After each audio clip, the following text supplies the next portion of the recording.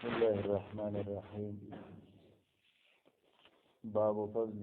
ضعفة المسلمين والفقراء والخاملين. باب دې په بیان د فضیلت د کمزورو مسلمانانو کې او فقیرانانو کې غریبانانو کې چې د دوی څومره فضیلت. الله رب العالمین پیغمبر خدا صلی الله علیه وسلم ته فرمای اعوذ بالله من الشیطان الرجیم واصبر نفسك مع الذين يدعون ربهم بالغداة والعشي. صبر کا خپل ځان د هغه کسانو سره چې را بلی رب سبا او بیګا یریدون وجهه اراده لري د رضا د الله تعالی. ولا تعد عیناک عنهم او ماړه وسترګي د دوینا. نکله کله به نبی صلی الله علیه وسلم له سرداران مشران غټان رال ابو سره ناست نو زړه کې به دا سوچ راغی چې را دا غریبانان نه سره ناست نو اکثر دا غټان د غریب سره ناست نه خوښي. غټان خلک مالداران خلک د غریبانانو سره په مجلس کې ناست نه خوښي. الله رب العالمین رسول الله صلی الله علیه وسلم ته وی چې ګوره دا غریبانان د ځانه ونه شړې چرته. او اصل کې بنیادی خبر هم دا ده چې د دین کار چې کړه دی نو هغه غرباو کړه دی غریبانانو او څومره خلاف چې د دین کړه دی نو هغه مالدارانو کړه. د انبیاء علیهم السلام تابعدار بلکې تمام انبیاء او اکثر انبیاء ته لکه نوح علیہ السلام ته وی دارنګ نور انبیاء ته وی چې موږ تاسو سره ملګری کیږو تاسو سره دا غریبانان دي دا کمزوري دي نو د دې سره زمونږ ناس ته هغه خنه لګي موږ ته زمونږ خو خنه ده. الله رب العالمین په آیات راولېږي چې ګوره ولا تکروا للذین يدعون ربهم بالغداة والعشي. غریبانان د ځانونه شړي. د دې وجنا په دې احادیثو کې په دې باب کې د غریبانانو فضیلت ده. د اولنې روایت کې ذکر کړي وعن حارثة بن وهب رضی الله تعالی عنہ وعن حارثة بن وهب رضی الله تعالی عنہ قال سمعت رسول الله صلی الله علیه وسلم يقول الا اخبركم باهل الجنه. حارثه ابن وهب رضی الله عنه فرمای چې ما د رسول الله صلی الله علیه وسلم نو اوریدل چې فرمایلی الا اخبركم باهل الجنه. زه خبرداري نه در کوم تاسو ته په جنت والا باندې. جنتیان وې څوک دي نه خم ده. نبی رسول الله وې بیا وته فرمای کل ضعیف متضعف. ار هغه کمزورې دی متضعف چې کمزورې ګڼلې شوی دی غریب دی او خلک یې غریب او فقیر ګڼي نو دا سړی څه دی؟ نبی علیہ الصلوۃ والسلام وی دا سړی جنتی دی. لو اقسم علی الله لابره. کله په الله رب العالمین باندې قسم وکړي نو الله یې بری کوي په قسم. کله کله دې څنګه سړی قسم وکړي لکه حدیثو کې راځي صحابي دی داغه خور چې دا نو د چا غاښې مات کړی. نبی علیہ السلام تراله نبی علیہ السلام بل بساط به دخلی غاښ په ولا ماتي واپس غاښ په ولا واپس ماتي. ځکه اسلام کې دا پروګرام دی چې چا نه غاښ مات کو نو ته به ملته کې غاښ ماتي. او د غاښ بیا ماتولو طریقه جدا ده. ګوري تاسو نه چې ستانه مات کړی دی او تم ولا خخ سره وبغی نو ستانه نیم مات کړی دی او ته د وېخ نه وباسي شی به وران شو خوش وګڼه یا ولا سټک راوبغی کنه نو بیا کې دې شي ډیر مات شي. نو اوس خیر طریقې شته ډاکټر ته بوجو ډاکټر به ولته کی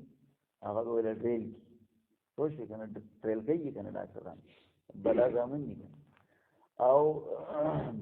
په هغه وخت دا طریقه و چې دا هغه څومره مات شوی دی راغی نه پوالي او بل به ولا سوان راوړي سوان غاښ ولا ګری چې هغه مرپاتې شو څومره چې دا هغه مات شو کنه نو بس بیا دې پری خبره پوه شي دارنګې سترګه ده پوزه ده وغیره دا چې کوم ځایونه مطلب دا دی چې د ته کټ کړي دي نو هغه ته واپس دی به کټ کوي دې ته قصاص وایي نو نبی علیہ السلام ورته ویل بس قصاص به ترې اخیستلی شي نو هغه سړي ویل د الله پیغمبره زما د خور نه به قصاص نه اخیستلی شي نبی علیہ السلام نه داسې کې د الله د کتاب قانون دا دی چې قصاص واخیستلی شي نو ان تر دې چې الله رب العالمین هغه کسان چې د چا غاښې مات کړو نو هغه الله راضي کړو هغې بس معاف نبی علیہ السلام فرمایل وایي د الله په بندګانو کې داسې بندګان هم شته چې په الله قسم وکړي نو الله یې بری چې قسم کړو چې زما د خور غاښ به نه ماتي خبره پوه شوې نو الله رب العالمین هغه خلک راضي کړه غاښ مات نه شه صحیح ده نو د دې وجې نه کل ضعیف متضعف هر هغه سړی چې هغه کمزوری دی او کمزوری شوی دی یعنی نور هم کمزوری ګڼي په خپل هم کمزوری دی که دی په الله قسم وکړي الله یې بری کوي دغه سړی به الله رب العالمین جنت ته هغه چې کوم دی نو او بیا فرمایي چې زه تاسو ته نه ښیم الا اخبرکم باهل النار نه ښیم تاسو ته اور والا جهنم ته به څوک ځي کل عتل جواز مستكبر هر هغه سړی به ځي العتل چې هغه بد زبانه ای دا پښتانه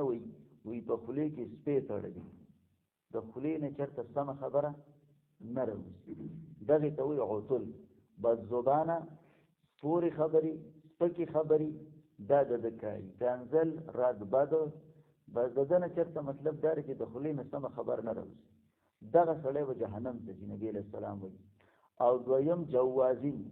جواز یو مطلب دا دی یو علما دا وایي چې جواز هغه ته وایي چې مال را جمع کوي او چاله ورکوي نه جواز ته وایي چې مال جمع کوي بینکونه ته ډکوي خوشاله ورکوي نه یو جواز دغه ته وایي څوک وایي چې نه جواز دې ته وایي چې هغه د بدن نه سره غټ دی او چې کله دې رواني نو ډېر په تکبر سره او ډېر په ناز و نخرو باندې رواني لیدلي به مې که نه داسې پوه شوې که نه نو جواز یا دغه ته وایي په خبره پوه شوې او څوک وایي چې نه هغه سړی دی چې هغه لنډي او د خېټې نه برابر لنډي لکه دا د تکبر علامات دي ټول که نه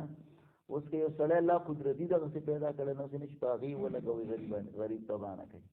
پوه شوې که نه نو سړی دی نیکوکار دی خو لکه الله رب العالمین داسې پیدا کړی دی نو هغه جدا مسله ده خو دا مسله د هغه چا ده چې دی تکبر کوي لنډی دی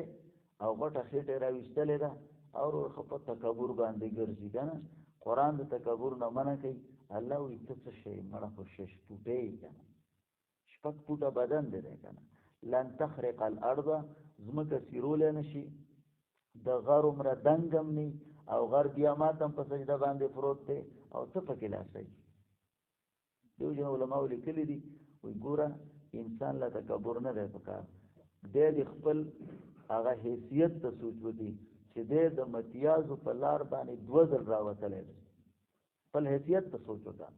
خپل ځان ته سوچ وکړه چې ته د څه نه پیدا یې صحیح ده نو یو دغه دی چې دغه ته یو مستکبرین تکبر کوونکی نو دغه سړی به جنت ته نبی علیه الصلاۃ والسلام وایي نه ځي یعنې دا ټولې د تکبر علامات دي د تکبر علامات دي او د تکبر علاماتو کې دا هم ده چې سړی پنسې ځان پورې راکاږي رسول الله صلی الله علیه وسلم فرمایي چې دغه سړی به جهنمي صحیح بخاري روایت دی نبی علیه السلام وایي چې کوم سړی پنسې راکاږي نو دی به څه جهنم والا ګناه کبیره ده لکه لویه ګناه ده دا بغیر د توبې نه معاف کېږي هم نه ګورې خبره پوه شوې او زمونږ ساګي موږ ټول له پنسې سره هغه راکاږو او د دې وجې نه ابو داود کې روایت دی یو سړی راغلی دی خبره اوږدېږي او بس تاسو هم که نه دغه چل دی ابو داود کې روایت دی رسول الله صلی الله علیه وسلم فرمایي سړی راغی لمونځ وکړه نبي علیه السلام به لاړ شه اودس وکړه بیا لمونځ وکړه بیا راغی بیا یې لمونځ وکړه ویې لاړ شه اودس وکړه بیا لمونځ وکړه اوس خو زه چاته ووایم نو مني لاله ساګي اوسګاري پوه شوې که نه ما وکړو نو ستا پکې څه کار دی ستا قبر ځان لري زما قبر ځان لري چې په درېیم ځل باندې راغلی ویل یاره چې فرق پکې څه دی نبي علیه السلام ویل پنسې دې ښکته د دې نه جوړې یو بله مسله معلومیږي چې اودس هم سره جوړې ماتېږي. نو امام غلط شو، امام به خود غلطي چې ته ورپسې د اودس ولاړې. پوه شو؟ پنسې راکاږي، د صابون او د صرف هم تباهي وکړي، د زنانه هم تباهي وکړي، او بل طرف ته چې کوم دی نو څه دی؟ ګناه پې ګناه ده. الله رب العالمین د عمل کولو توفیق ربنا ظلمنا انفسنا وان لم تغفر لنا وترحمنا لنكونن من الخاسرين ربنا واتنا ما وعدتنا. هغه که تنګېږي چې پروژه کې چوټي